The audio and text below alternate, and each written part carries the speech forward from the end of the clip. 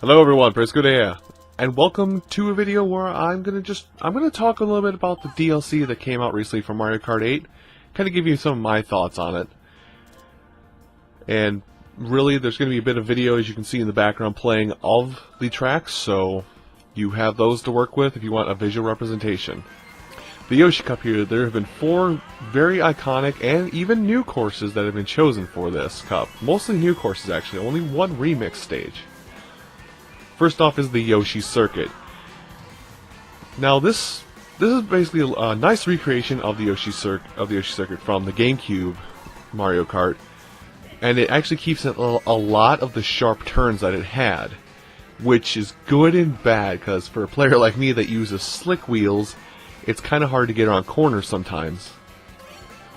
But it also does allow you to do many drift boosts, which always makes you go faster, which is always good. I'm noticing a trend that you'll notice a lot with most of these tracks I'm going to talk about today is actually that a lot of the tracks are actually catered to people who've been playing the game for a while, which is actually nice because most people who have probably bought the DLC are the ones that play the game on a bi-weekly or weekly basis and are really used to how it feels and works. But yes, the GameCube Yoshi Circuit, it's a fantastic to-scale recreation of it, and one of the shortcuts in the game, the one shortcut that you basically jump over Yoshi's boot to make a quick escape to first place, is still in there, but it's just veiled by a waterfall, which makes it a little trickier to get through and know where you're going to land, which makes it a very good shortcut in my eyes. The next track that I went on to, which actually I was personally really excited for, was the Excite Bike track. Now, at least as the map shows and as it looks on a quick glance, it actually looks like it's a very simple track, much similar to Baby Park, where it's just one big circle you go around. But the hidden beauty of this track is that as you play it, it actually changes each time you play it. Similar to that of, like if you were making a stage in the original Excite Bike to race through, which is a very nice touch. I love the music that this stage has too. It's the same instruments almost and the same tune, but it's been updated on a synthesizer to actually make it sound more explosive and louder. Plus the fact that this track has so many jumps, you can get going really fast if you can angle yourself just right down the track. I don't really have too many complaints about either of these 2 tracks I've mentioned so far. The next track here is actually also an original track. It looks like, and it has been designed to kind of work around the Gobblegut, I believe is what it's called, from Super Mario Galaxy 2, but also in a Chinese pagoda style with Lakitu's pictured all over the place.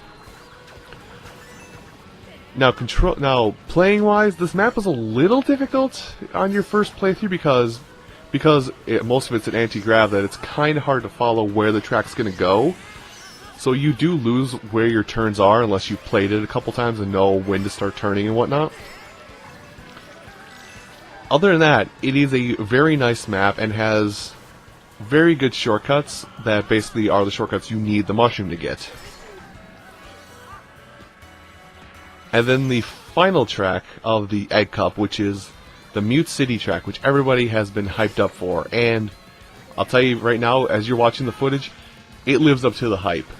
This track gets you going, and it gets you going fast. There are boost pads spaced out in just the right position where you can constantly get boosting. So it gives that illusionary feel of you're on an F-Zero track, constantly going, hitting thousands of kilometers per hour. Plus, a nice touch with this is that there are coins you can get on the healing strips on the side, so you can get all 10 or 8 or whatever amount of coins you need to get right away at the start of the race, so you can just keep going fast. The look of it is amazing. There's a little nod to the Show Me Your Moves meme that's been floating around the internet for the past 8 years or so. There's also a really difficult shortcut that you kind of need a mushroom to pull off. And just everything about it is nice, and the music just brings it all home. So, as far as the Egg Cup goes, it is probably one of the best tracks, one of the best cups that has come from a Mario game to this point. And now we're going to move over to the other cup, the Triforce Cup. This is the cup that I think more people were more excited about just because of... Well, probably just because of the whole Hyrule Circuit bit at the end, but we'll talk about that when we get there. Starting off is the recreation of Wario's Gold Mine from Mario Kart Wii. Wario's Gold Mine was actually kind of a hated track back in the Wii days, but in this recreation, it actually makes the track a little bit wider, so it's not as hard to stay on the track now. Plus, they've actually fixed the part that I think everybody hated about Wario's Gold Mine, which was the minecarts. Now the minecarts are on the anti-grav section where they actually will boost you instead of harm you if you cross paths with them. Overall, this is a nice recreation of the Wario's Gold Mine, and they even added in the Shy Guys from Shy Guy Falls to kind of give the aspect of this actually is a mine, people are working in it. So a lot actually comes together really well here. Next up is another recreation of a love track, the SNES Rainbow Road. It's already appeared once before in Mario Kart 7, but they brought it back in the DLC in 8. And my god, this course is just beautiful.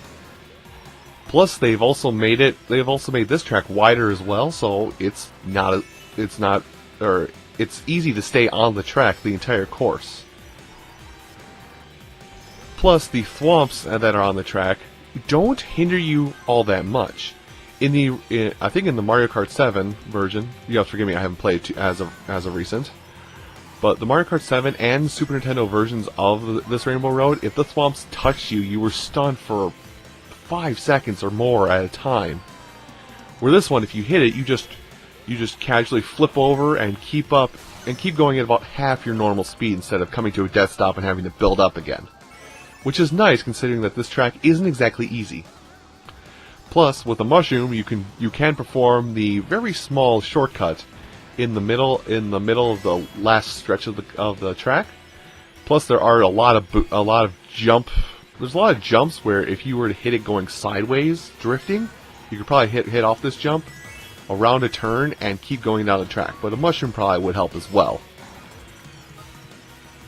Now, the track that I was actually most pleasantly surprised by, Ice Ice Outpost, is a lot more fun than you would think, but it requires an extreme amount of skill.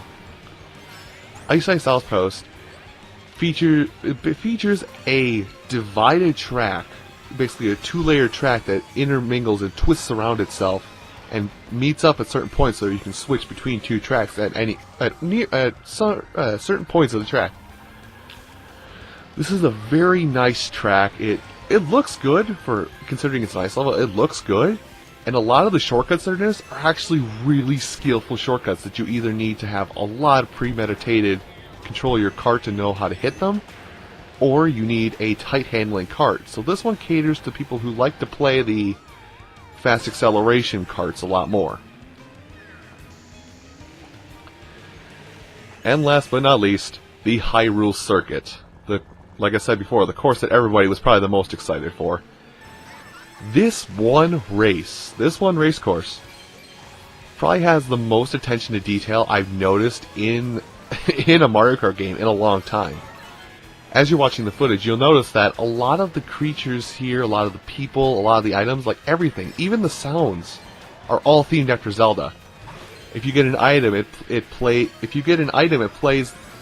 a variation of the Zelda opening a chest sound effect. If you get a coin, it's instead of rupee. And if you are lucky enough, you can actually activate and jump through the Master Sword near the end of the track. And the other changes to basically make sure you know it's actually a Legend of Zelda course and not a Mario course is that the Piranha Plants are changed to Deku Babas, and the bats are changed to Keys, a la Wind Waker. So a lot of attention to detail went into this map to make it look fantastic, and it's overall probably worth all the hype that it built up for. Now, as I went through the courses, gave my thoughts, I also want to mention that this is just one of the 2 DLC packs, and this costs either $8 or $9. It costs $8 or $9 by itself. And even so, for $89 you get about, I'm trying to think here, about 25%, or no, yeah, you get about 25% more game from what you got originally. So, overall, it's a very cost-effective DLC pack that gives you so much more vehicles, so many more characters to play as, and so many more courses. I didn't even talk about the vehicles, but I mean, you actually have a nice set of 4 new vehicles and 2 new parts to put onto those vehicles. You have a Blue Falcon, B-Dasher that's been around since Mario Kart DS and has actually become kind of the iconic card of the Mario Kart series. The Master Cycle, which we've seen in the Link reveal trailer for this game. And the Tanuki Jeep, as I will call it. It's a Tanuki cart, but it's basically a Jeep. Most of these carts are designed, except for the B-Dasher, are designed to grip the road really well. And the B-Dasher is meant for just full-on, go as fast as you possibly can. And the characters themselves, unfortunately I did not play as 2 of them in this DLC, but there is Tanuki Mario, which is just the same as Mario, so the medium weight class. You have Cat Peach, which is the light medium weight, and Link, which is actually light heavyweight. But I think I'll do that that will do it for my personal thoughts on the DLC for Mario Kart 8. If you want to see my actual initial thoughts to Mario Kart 8 from when it came out, I'll put a link to it down below that you can click on in an annotation. But I do thank you all for your time this evening, and I hope you all have a terrific day.